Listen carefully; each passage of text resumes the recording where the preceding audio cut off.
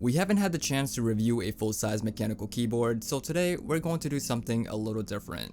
What we have right here is called the Supernova by Hexgears. This is a 104 key all-metal mechanical keyboard. It features backlit RGB for the keys, as well as the ring lighting in the middle of the housing. This keyboard is fully programmable and includes a lot of features which can all be operated without the use of any software.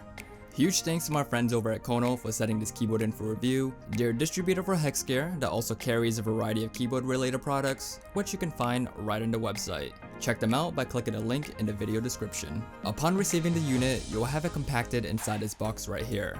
I'll try to replicate everything as I previously unboxed this before, but lots of footage so we'll have to manage. You can find information on the unit including the specifications, the brand, model, and the switches.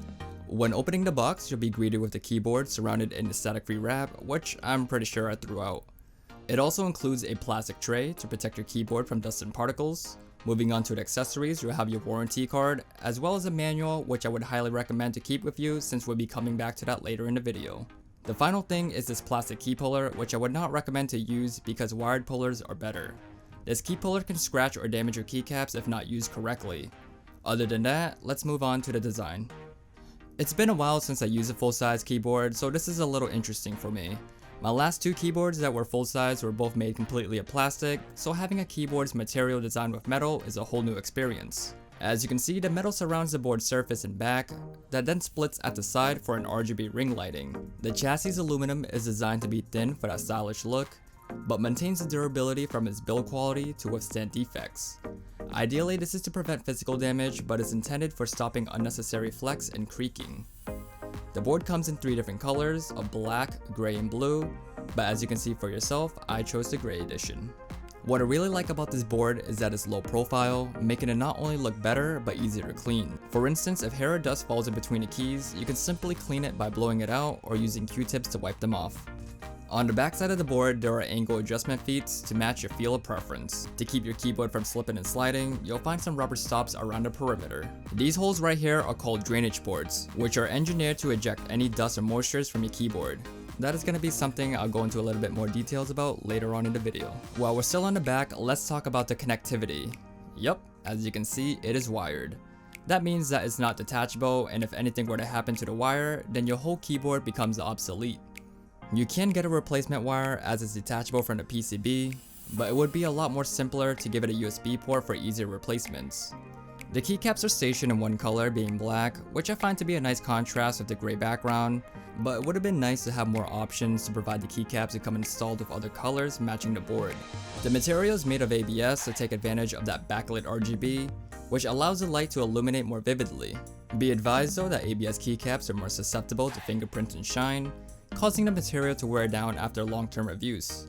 However, if you take good care of your keyboard, then this won't be an issue. Kono does carry a wide selection of higher quality keycaps if you do need an upgrade.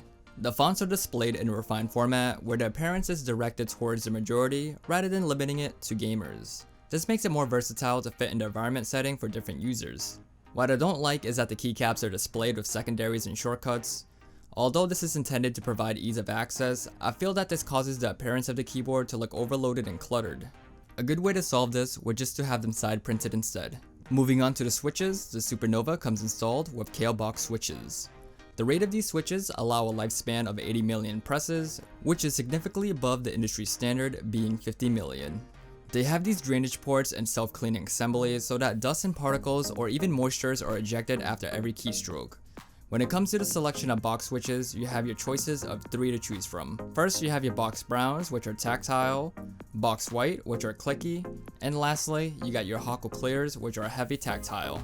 For myself, I want the clears since I personally never used them before, so it was a good enough excuse to try out something new. Here's a quick typing test so you can have an idea what they sound like.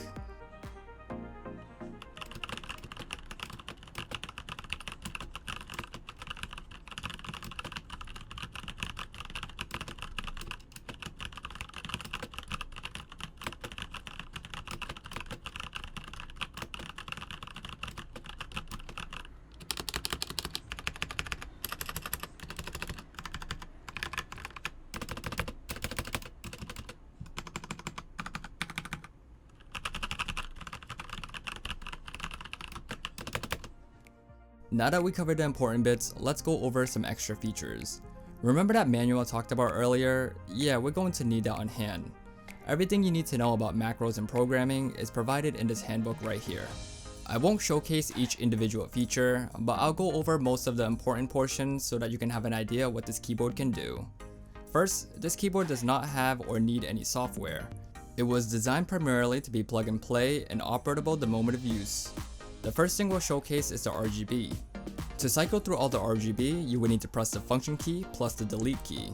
This is a full light mode to display all the lighting effects that don't require any keystrokes. If you press the function key and insert, you can cycle through all the different interactive modes for the lighting effects. This means that each mode has a different effect when you press down on the keys. The ring lighting can also be changed as well if you press the function key plus page down. What makes this a lot more customizable is that you can create your own lighting effects. You can change the brightness of the LEDs or even change the speed by making the effects faster or slower. There are so many more shortcuts this keyboard has when it comes to multimedia. You can play, stop, pause your music, change the song to the next or previous one, and change the volume. This keyboard also takes pride in its ability to record macro functions. This is something that will take hours to showcase, but for users that want to take advantage of this feature, I would suggest to look into the manual to see what you're capable of doing. Hopefully I covered all the important portions for this keyboard, and you were able to learn something new about the Supernova by Hexgears. This keyboard retails for $100, which is budget friendly compared to other full-size models, but for the price you're paying, you'll also get high quality materials and features that you wouldn't find anywhere else. Again, this keyboard is available for purchase at Kono's website. I'll leave a link to the store where you can check them out. If this keyboard isn't something you're interested in, you can also view the other products that they carry for endgame builds. That'll be it for this video. Leave a comment below on what you think about this keyboard or suggest what you want to see for future videos. You can pledge on Patreon to support me, or get involved with our community by joining our Discord. Thanks again for watching, and I hope to see you again in the next one.